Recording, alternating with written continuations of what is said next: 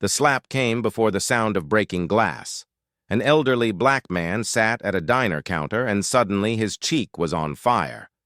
His military cap, Army Ranger insignia still visible, hit the floor. "Move, old man! This ain't your seat." The voice belonged to a man in an expensive suit. Around them, phones rose like periscopes. Recording, not intervening, the diner manager rushed over. She looked at the victim, not the aggressor. "Sir, maybe you should leave." "To avoid more trouble," the suited man smirked. "These black stories always end the same." The veteran, 72 years old, named Robert Hayes, didn't move. His hands stayed folded despite the tremor running through them. His voice stayed silent despite everything screaming inside. Have you ever watched real-life stories like this unfold and felt that same paralysis? The man in the suit had a name, Derek Krantz, regional vice president at SunTrust Banking. He said it like it mattered. "I know the owner here. One call and this place closes." Robert hadn't even ordered yet. Just coffee. The shattered mug still leaked across the floor. His cheek still burned from the slap. 11:52 a.m. His phone showed an unread text. "Dad, meeting ends 12:30. Call if you need me." "Marcus." Robert started typing a reply. Stopped. Deleted it. Derek watched him. Texting welfare. "They're closed for lunch, Grandpa." The manager, Amy Chen, her name tag said, stood between them like she couldn't decide which side deserved protection. Her hands twisted a dish rag. Her body angled slightly toward the door. "Mr. Krantz," she said quietly, "can I get you your usual table?" "I want this seat." Derek's palm slapped the counter. "Right here." Robert's leather bag sat beside him.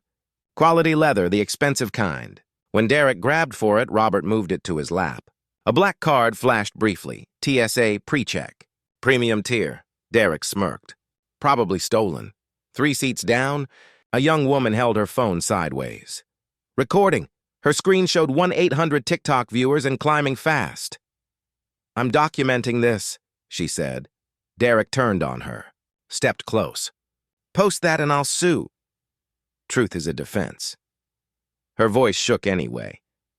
"You think you know the truth?" Derek's laugh had edges. "You don't know who I am." The kitchen door cracked open. 3 workers watched. One woman, Maria, 16 years at this diner, pulled out her phone and searched. Robert Hayes, veteran, Georgia. Nothing. She tried Army Ranger Robert Hayes, still nothing. But something about the old man bothered her. The way he sat. Spine straight despite his age. Shoulders square despite the humiliation. Her father had been military. Korea. He'd sat exactly like this. Derek returned to Robert. Leaned close. 6 inches from his face. "I'm asking one more time. Move." Robert's watch, government issue, though it looked ordinary, recorded his heart rate. 134 beats per minute. Elevated but controlled. "No," Robert said. That one word landed like a door closing. Derek's jaw clenched. The diner went silent. 12 customers, 3 kitchen staff, 1 manager, 17 witnesses holding their breath. "You people think a uniform means something?" Derek's voice rose. "My tax dollars paid for whatever welfare checks got you here." Robert's breathing stayed even. 4 counts in, 6 counts out. Ranger training from 52 years ago. Works for ambushes. Works for this. The live stream hit 5,000 viewers. Comments cascaded. "Call the police. Is this real?" "Someone doxed this racist." Amy pulled Derek aside. Whispered urgently. He shook his head. She tried again. He waved her off. "Amy." Derek spoke loud enough for everyone. "Who signs your checks?" "Mr. Paulson, the owner." "Check your LLC documents." Derek smiled. "Check who owns 30% of this place." Amy's face went pale. "That's right. Me." Derek let it sink in. "So when I tell you to remove someone, you remove them. Or you can explain to your staff why they're unemployed." The wall clock read 11:59. Robert checked his phone again. Marcus's message still glowed. His son was in meetings, budget hearings or security briefings. Robert could interrupt with one call. He didn't. This moment needed to play out. A boarding pass stub showed in Robert's bag. Today's date, Washington, D.C. to Atlanta. First class, seat 2A. Not the travel history of a welfare recipient. Robert's phone buzzed. Caller ID, Director's Office with a 202 area code, Washington, D.C. He declined the call. Derek saw the screen. Bill collectors work fast. Robert set the phone down. His hands returned to their folded position. Waiting. Maria found something, finally. Not about Robert Hayes, about the 75th Ranger Regiment, the insignia on his fallen cap. She read, Elite Special Operations. Under 3,000 active members. Selection rate below 40%. She looked at Robert differently now. The old man hadn't moved, hadn't raised his voice, hadn't threatened or bargained. He simply occupied space someone else wanted and refused to yield. That required a different courage than she'd understood. Amy approached Robert. Her voice dropped to a whisper. Sir, please, if he pulls his investment, we close in 90 days. 14 people lose their jobs. Robert looked at her. Really looked. She wasn't cruel. Just terrified. What's your name? He asked. Amy Chen. Amy, if you choose fear today, you'll choose it tomorrow. And the day after. His voice stayed gentle. Where does it end? She had no answer. Derek's patience snapped. That's it. I'm calling the police. He pulled out his phone. Dialed. Put it on speaker. Valdosta County Sheriff. What's your emergency? I need an officer at Millie's Diner, Main Street. We have a trespassing situation. Nature of the trespassing, sir? A man is refusing to leave after being asked by management. Has he committed a crime? Derek hesitated. He's disturbing other customers. We'll send someone when available. Current wait time is 40 to 60 minutes. Derek hung up, stared at Robert. You've got an hour. Then you're in handcuffs. Robert's watch buzzed again. Another call. Same number. Director's office. He declined it again. 1,200 miles north, Marcus Hayes stood in a hallway beneath the Department of Homeland Security headquarters. His father's biometric alert had triggered. Sustained elevated heart rate. Something was wrong. He dialed again. 4 rings. No answer. Marcus pulled up his father's location data. Not Fort Benning, where he should be. Valdosta, Georgia. A diner. He felt his own heart rate climb. Get me Secret Service Atlanta, he told his assistant. Now, 12:03 p.m. The door chimed. A security guard walked in, older, thick around the middle, uniform wrinkled. Tom Willis. Used to be county sheriff before retirement. Now worked weekends for $12 an hour. Derek's face lit up. Tom, finally. Tom saw Derek first. Then Robert. Then the broken mug on the floor. His shoulders relaxed. He knew one of these men. They played golf at the same country club. Derek, what's the trouble? This man won't leave. I've asked him multiple times. Tom studied Robert. The wet floor. The redness on Robert's cheek. His eyes lingered there a moment too long. Sir, I need you to step outside with me. For what reason? Robert asked. You're causing a disturbance. I ordered coffee. That's all? Tom's hand moved to his radio. Sir, don't make this difficult. Jessica, still streaming, spoke up. The other guy hit him. We all saw it. Tom glanced at her phone. 9,000 viewers now. His jaw tightened. Cameras meant paperwork. Paperwork meant his supervisor asking questions he didn't want to answer. Ma'am, you need to put that away. It's a public place. You're making this worse. I'm documenting what's happening. Derek cut in. Tom, forget about her. Just get him out. Tom radioed dispatch. Unit 7 to Central. Static then. Go ahead, 7. At Millie's Diner on Main. Possible trespassing situation. Copy. All units are tied up with the I-75 accident. Earliest response is 90 minutes. Tom's face fell. 90 minutes. Just him. 2 angry men and a phone recording everything. Sir, he turned back to Robert. Last chance. Walk out on your own. Robert checked his phone. 12:09. His son's meeting ended at 12:30. 21 minutes. No, Robert said. 2 customers in the corner booth stood abruptly. Left cash on the table. Walked out without looking back. They'd been uncomfortable for 15 minutes. Now they were gone. Amy watched them leave. Watched their unfinished food. Watched money walk out the door. She approached Robert, voice barely above a whisper. Please. If Derek pulls his money, we close in 3 months. 14 people lose jobs. Robert met her eyes. Has he ever asked you anything? Or does he just tell you? Amy's mouth opened. Nothing came out. Derek's phone rang. He checked the screen and his expression changed. He answered immediately. "Richard, hey!" A voice erupted from the speaker, loud enough for half the diner to hear. "What the hell is going on? I'm getting notifications. Something about an assault at my restaurant? It's not an assault, it's... Did you hit someone?" Silence. Derek's throat worked. "I didn't hit anyone. I just asked someone to move. People are saying you slapped an old man." "He's exaggerating. How many people are watching this?"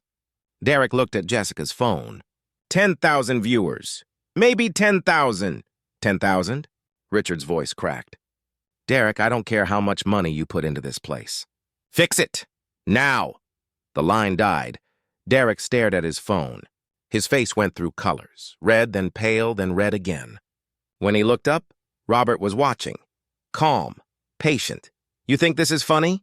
Derek's voice dropped. "I haven't smiled. You're destroying my business, my reputation." "I'm sitting on a stool." Derek moved fast, grabbed Robert's bag. "This stays here until police arrive." Robert stood slowly. Even at 72, something about his posture suggested capability. Years of training that never quite leaves. "I wouldn't do that." "Why? What are you going to do?" "Nothing." "But you just committed robbery on camera." Tom stepped forward, hand reaching for Robert's shoulder. "Sir, sit back down." "Don't touch me," Robert said quietly. "You don't have probable cause." Tom's hand froze mid-air. His training kicked in, too late, but it kicked in. "No crime, no legal contact." He pulled back. "Look, I'm trying to help you. Help me by enforcing the law equally." Tom's face flushed. He turned to Amy. "Did he order something?" Amy nodded weakly. "Coffee. Then where is it?" Jessica called out. "The other guy knocked it over." 11,000 people saw it. The number kept climbing. Every viewer shared it with 2 more. The algorithm was feeding now, pushing the stream to anyone who'd ever watched justice content. The kitchen door swung open. Maria walked out, her 2 co-workers behind her. They'd been talking back there, deciding. "Amy," Maria said, "we're not cooking until this is resolved." Amy's eyes went wide. "Maria, please, we're done watching this. You can't just stop working." Derek whirled on them. "You're all fired." Maria crossed her arms. "You don't employ us, and you don't scare us.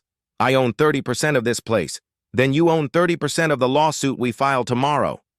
Derek's mouth worked, but no sound came. Maria and her co-workers stood firm. 3 people making $13 an hour, facing down a man wearing a $12,000 watch. The math of power suddenly looked different. Tom's radio crackled. "Unit 7 update?" He pressed the button. "Still here. How long on backup?" 50 minutes now." Tom looked around. Robert seated again. Derek holding someone else's property. Jessica recording. Maria and her crew striking. Amy crying now. This was beyond his pay grade. "Copy," he said weakly. 12:21. Robert's phone buzzed. 3rd time. Same number. "Director's office." He let it ring. Derek noticed. "Your welfare clerk's son sure is persistent." Robert's face stayed neutral, but something shifted in his eyes. "Like a door opening. He is persistent," Robert agreed. "Probably needs rent money. Probably needs to know I'm safe." "Safe?" Derek laughed. "From what?" Robert held up his wrist. The watch face glowed. "This sends him data. Heart rate, blood pressure, location." Derek's smile flickered. "He's been watching my heart rate climb for 30 minutes. He knows exactly where I am." Robert tapped the screen. A map appeared. A blue dot. This diner. And he's probably wondering why. The watch face showed more than location. It showed Robert's vitals in real time. Stress markers, duration, everything quantified and transmitted. Derek stared at the screen. "So what, he'll call you back?" "He'll call someone," Robert said. 12:24. 6 minutes until Marcus's meeting ended. 6 minutes until everything changed. Outside, no one noticed the black SUV that pulled into the parking lot. Government plates, tinted windows, 2 men in suits who didn't exit immediately, but sat watching the diner entrance. Jessica's stream hit 12,000 viewers. Someone in the comments wrote, I've seen that old man before. Where do I know him from? Another replied, Same. Reverse image searching now. The countdown had started whether Derek knew it or not. 12:29. Robert's phone rang. Fourth time. He looked at Derek, then tapped the screen. Speaker mode. Set it on the counter. I should take this. Derek smirked. Go ahead. We'll all wait. 3 rings. A woman's voice answered, crisp and professional. Director Hayes' office? The diner went quiet. This is Colonel Hayes. I need my son. It's urgent! Colonel Hayes! Relief flooded her tone. We've been trying to reach you. Your biometric alert has been active for 40 minutes. Are you safe? I'm fine, Angela. Just a situation that needs addressing. Hold, please. The director just finished his briefing. I'll get him now. Dead air. No hold music. Government lines didn't bother with that. Just silence, and the sound of 17 people not breathing. Derek's confusion showed on his face. Director of what? Some nonprofit? Tom, the security guard, had gone very still. His years as sheriff recognized something, the way Angela spoke. Official protocol. This wasn't a community center. Jessica kept streaming despite her phone hitting 9%. 15,000 viewers. The comments blurred. Director of what?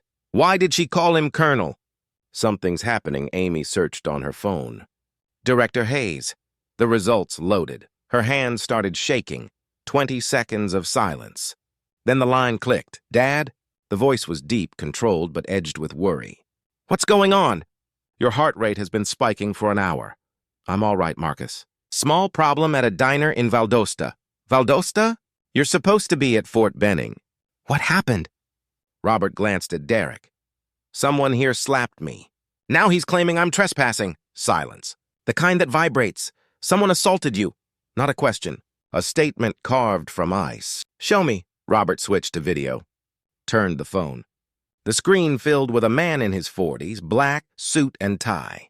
Behind him, American flag. Homeland Security seal on the wall. Presidential portrait. Marcus's eyes found the mark on his father's cheek. His jaw went rigid. Who did that? Derek raised his hand halfway, like a kid caught cheating. That was me, but it wasn't really. Don't. Marcus cut him off. Turned to someone off screen. Get me Secret Service Atlanta and FBI Civil Rights. Derek's face went gray. Tom backed toward the door. This had just become something way beyond his authority. Jessica's stream captured Marcus clearly now. The viewers recognized him instantly. Holy shit. That's the Homeland Security Director. This is real. Amy showed her phone to Tom. A news article. Marcus Hayes sworn in as DHS Director. The photo matched perfectly. Tom stared at Robert. Sir, I apologize. You didn't need to know who I was, Robert said quietly. You needed to do what was right. Marcus was speaking to someone off camera. His words carried through the phone. I need a team at Millie's Diner, Main Street, Valdosta. My father was assaulted. Yes, I'm sure. I'm looking at the injury. Derek found his voice. Desperate now. This has to be fake. Some kind of Mr. Krantz. Marcus's eyes locked on him. I know your name. Your address. Your employer. Sun Trust Banking. Regional Vice President. Derek's throat worked. How? Because 3 minutes ago I had my staff pull your information. Marcus's voice could freeze water. Derek Allen Krantz. 3 speeding tickets. 1 DUI that you paid to expunge. The diner was silent except for the hum of the refrigerator. You want to know who my father is? Marcus continued. Colonel Robert Hayes, United States Army Rangers. 30 years of service. 6 combat tours. Purple Heart. Bronze Star. He bled for this country while you were in middle school. Jessica's stream hit 20,000 viewers. Now let me tell you about your employer. Marcus picked up a tablet. SunTrust Banking holds 3 federal contracts with Homeland Security. Total value, $47 million annually. Derek gripped the counter. Every one of those contracts requires civil rights compliance. That means your employees cannot engage in discriminatory conduct. You just assaulted an elderly black veteran while making racial comments. On camera, with witnesses. Marcus leaned closer to the screen. You've endangered $47 million in federal contracts, Mr. Krantz. A phone was handed to Marcus off screen. He listened, nodded. Then, Mr. Kenneth Morrison is joining us. He's the CEO of SunTrust. Mr. Morrison? A new voice, older, southern, panicked. Director Hayes, I just learned about this. I am so sorry. Are you sorry it happened or sorry I found out? Pause. Both. And that's unacceptable. I need 3 things in the next hour, Marcus said. Derek Krantz terminated with cause. Public statement against discrimination. Mandatory bias training company-wide within 90 days. Done. All 3. Immediately. Derek's voice cracked. Ken, please, I've been there 14 years. Derek. Morrison's voice was flat. You're fired. Don't come back. Security has been notified. Derek staggered. Actually staggered backward. Tom caught him reflexively. I'm also bringing in the FBI. Marcus continued. Agent Chen will contact you about potential federal charges. Assault on an elderly person using racial language. That's 10 years federal prison, Mr. Krantz. 10 years! Derek's voice went high. For a slap? For a hate crime. Against a veteran. On camera. Jessica's phone hit 5%. 22,000 viewers. The stream had gone viral. National news was picking it up. A female voice joined the call. Director Hayes, this is Agent Sarah Chen, FBI Atlanta. We're 12 minutes out. Sheriff Rodriguez's voice crackled through Tom's radio. Unit 7, what is your status? Tom pressed the button. His hand shook. Sheriff, we have federal involvement. DHS director's father was the assault victim. Long silence. I'm coming personally. 10 minutes. Nobody leaves. Derek looked at the door. Looked at his expensive watch. Looked at his life ending in real time.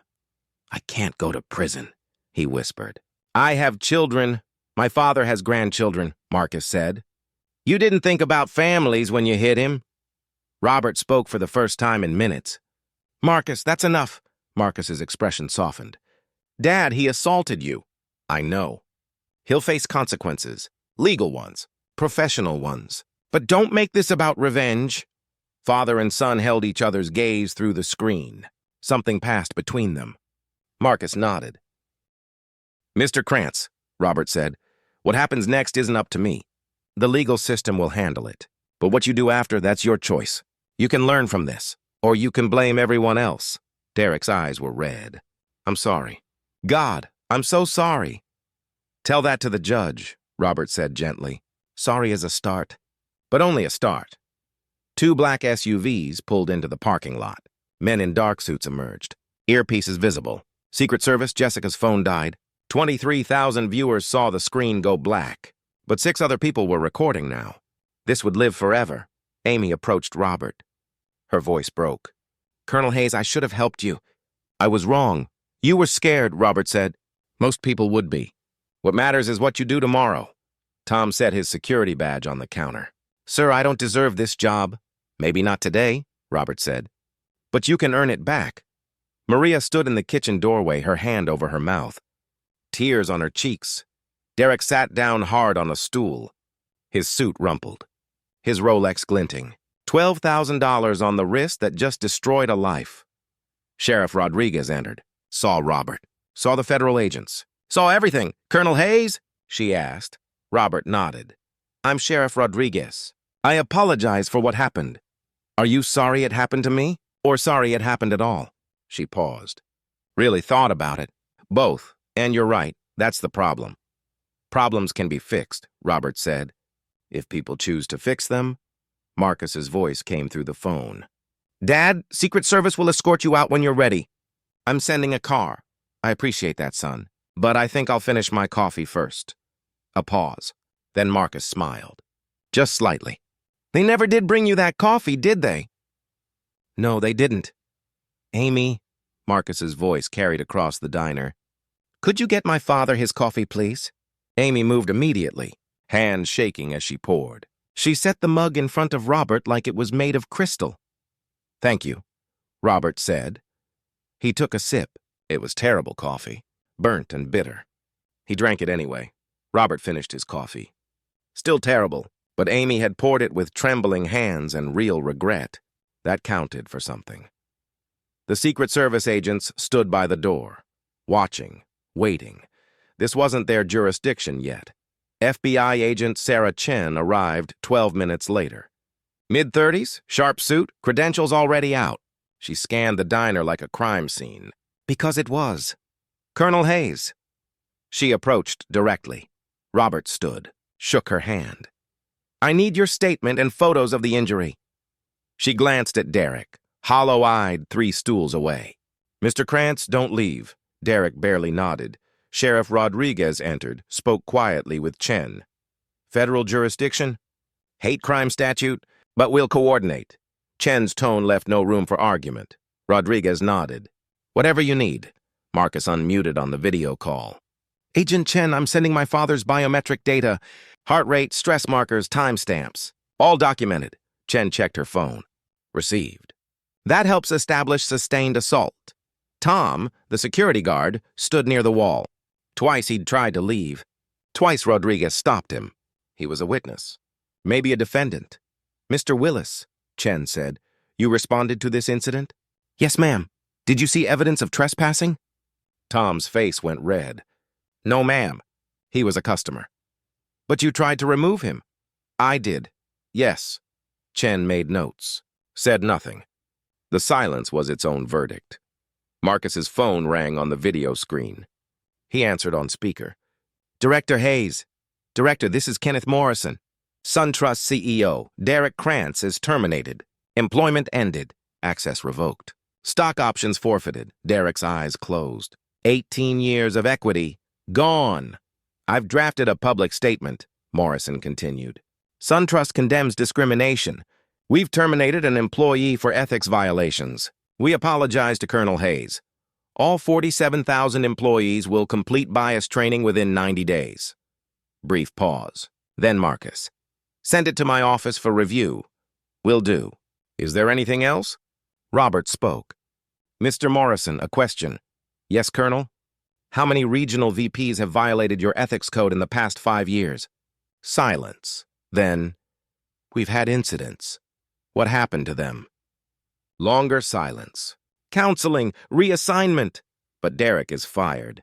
He assaulted someone, or it went viral, Robert said quietly. And my son is watching. Morrison had no answer. I'm not criticizing your decision, Robert continued. I'm asking you to be consistent. Not just when cameras are on. That's fair. We will. Marcus leaned toward his camera. Mr. Morrison, my compliance team will audit your HR records. 5 years of discrimination complaints. We're doing this for all federal contractors. Morrison's voice tightened. Understood. If Derek was treated differently because this went public, those contracts are suspended. Yes, sir. The line went dead.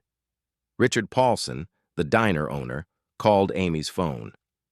She answered on speaker. Agent Chen nodded approval. Everything was evidence. Amy, I saw the news. Is DHS director's father really there? Yes, Colonel Hayes is here. Is he okay? He's drinking coffee. Put him on. Amy held the phone toward Robert. Mr. Paulson. Colonel Hayes, I'm so sorry. What happened is inexcusable. Is it? Robert interrupted. You partnered with Derek, took his money. Did you know what kind of man he was? We played golf. He seemed fine. Did you ask your staff? Silence. Amy's voice was small. He made me uncomfortable. The way he talked about certain customers, did you report it? Chen asked. To who? Richard's in Florida. Derek owned 30%. I needed my job. Robert's voice stayed gentle. You thought safety cost too much. Amy nodded, eyes wet. Mr. Paulson, Robert said, Derek faces consequences. But systems created him. Systems need fixing. What do I do? Independent reporting line. Anonymous surveys. Real training, not videos. And if you're a silent partner, stop being silent. I'll do all of it. Today, Marcus added, DHS will send model policies. Free consultation. You implement them right. They become a template for other businesses. Thank you. Truly. The call ended. Derek finally spoke. Voice like gravel. What happens to me now? Chen looked up. State charges. Battery on an elderly person. Up to 1 year. Federal charges. Hate crime. Up to 10 years. 10 years? Maximum. Realistically, first offense, maybe 2 to 3 years if you cooperate. Derek's breath came in short gasps. I'll lose everything. Yes. Chen's voice held no sympathy. You will. Sheriff Rodriguez approached with handcuffs. "Derek Allen Krantz, you're under arrest for battery." She read him his rights. Her voice was clear, professional. When she finished, she cuffed him, hands in front, not behind.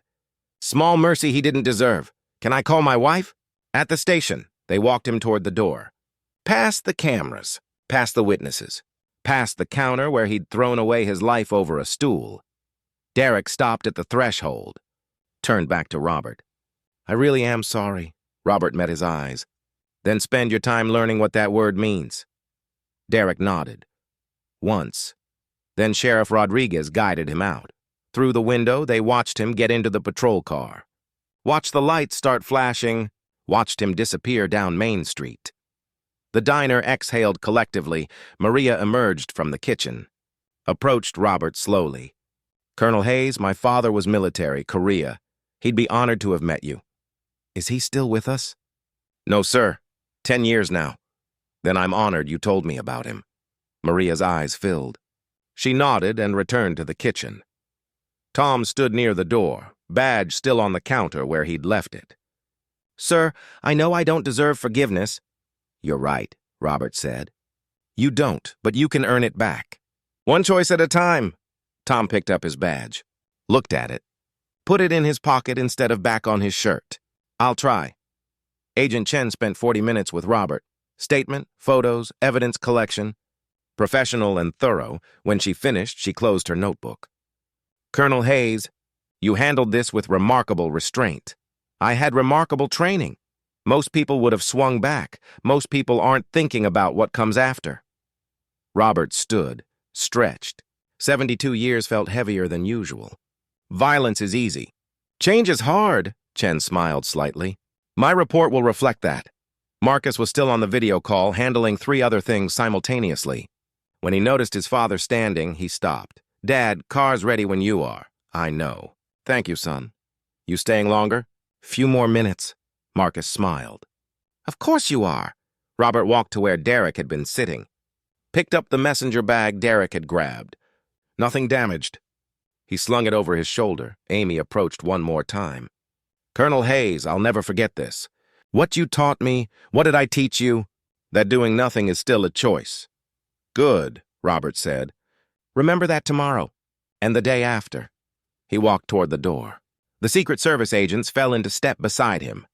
Outside, the black SUV waited, professional, discreet, the machinery of federal power humming quietly. Robert paused at the threshold, looked back at the diner one more time, at the counter where it started, at the people who'd watched and learned. Then he stepped outside into Georgia sunshine. The door chimed behind him. Inside, 17 people stood in silence. Outside, touching stories became life stories, became black stories that would be told and retold. Real life stories that mattered because someone chose to sit and refused to move. 90 days later, Robert returned to the diner. He didn't announce it. Just drove down from Atlanta on a Tuesday morning, parked in the same spot, walked through the same door. The chime sounded. Amy looked up from the register. Her face went through 3 expressions in 2 seconds. Surprise, joy, then nervousness. "Colonel Hayes." "Just Robert." He moved to the counter. Same stool. Position 7. Amy's hands reached for the coffee pot automatically. No hesitation this time. No trembling. She poured, set it down, met his eyes. "On the house. I'll pay." She smiled slightly. "I know you will. But let me do this." The coffee was better. Still diner coffee, but better. Robert took a sip, nodded. Maria emerged from the kitchen. Her face lit up. "Colonel!" "Your usual?" Robert blinked. "I don't have a usual. I've been here once. Scrambled eggs, wheat toast, fruit." Maria grinned. "Amy told me." "We decided." Something warm moved through Robert's chest. "That sounds perfect." The diner looked the same, but felt different. Small changes everywhere if you knew where to look. Laminated cards on every table, English and Spanish. New cameras in the corners, discreet but present. A poster by the register, safe to report with a phone number. A young black couple sat in the corner booth. College age, laughing over pancakes. They wouldn't have felt comfortable here 3 months ago. Robert could see it in their ease. The way they took up space without apology. At the counter, an elderly Hispanic man read a newspaper. No one watched him suspiciously. No one questioned his presence. "How's business?" Robert asked. Amy glanced around. Lowered her voice. "Better. Different customers. More of them." She paused.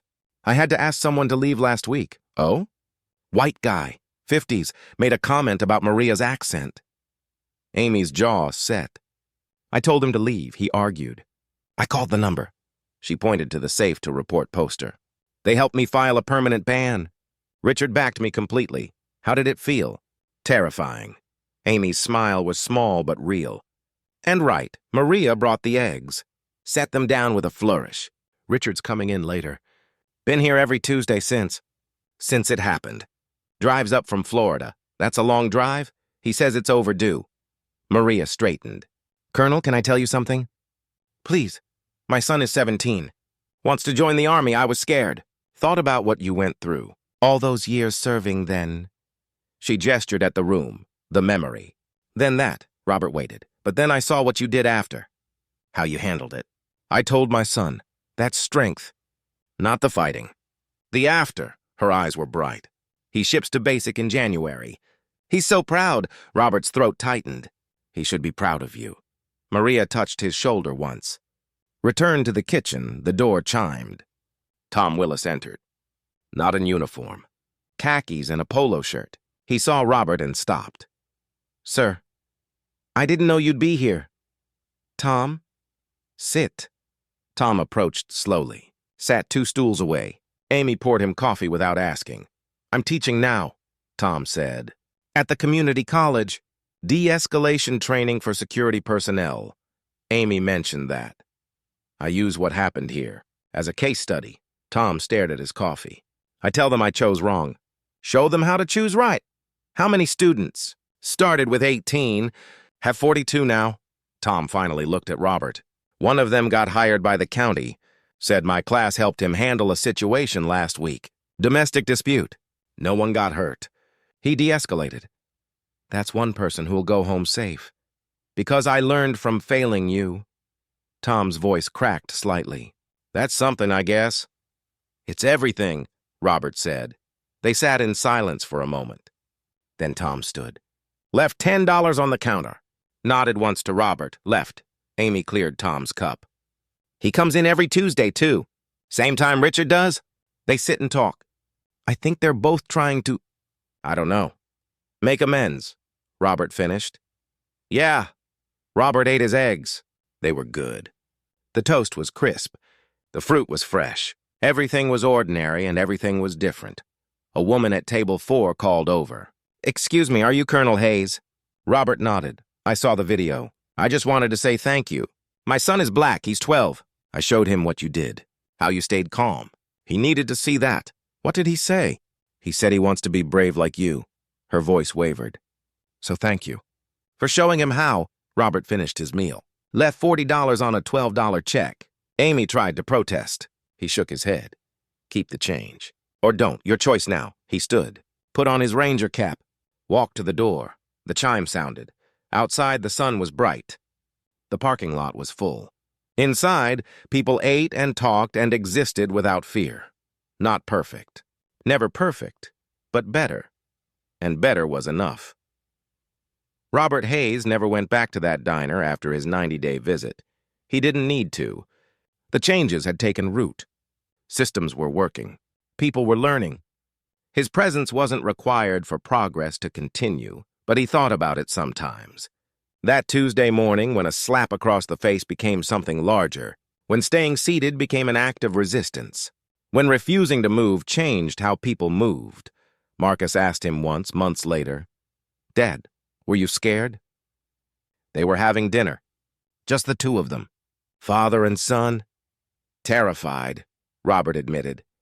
Marcus looked surprised. "You didn't show it. Fear and action aren't opposites. Sometimes fear is why you act." Robert set down his fork. "I was scared of what would happen if I left. What it would teach everyone watching. That power wins. That money wins. That being right doesn't matter if you're not loud enough. So you stayed.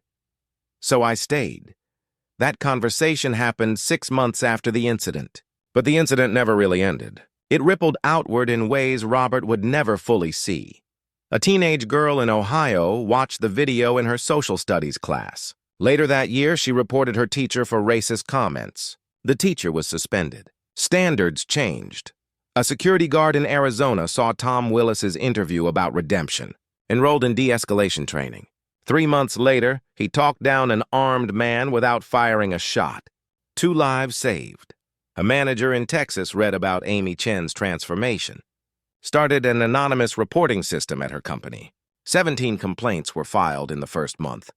17 problems that had been festering in silence. Now they could heal. These are the real-life stories that never make headlines. The touching stories that happen in living rooms and classrooms and break rooms. The black stories that get passed from parent to child. Let me tell you about a man who refused to move.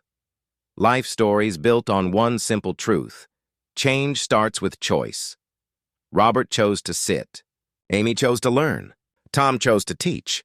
Derek chose to try. Millions of people chose to watch and share and remember. You're choosing right now. To read these words. To think about what they mean. To consider the moments in your own life when someone needed you to act.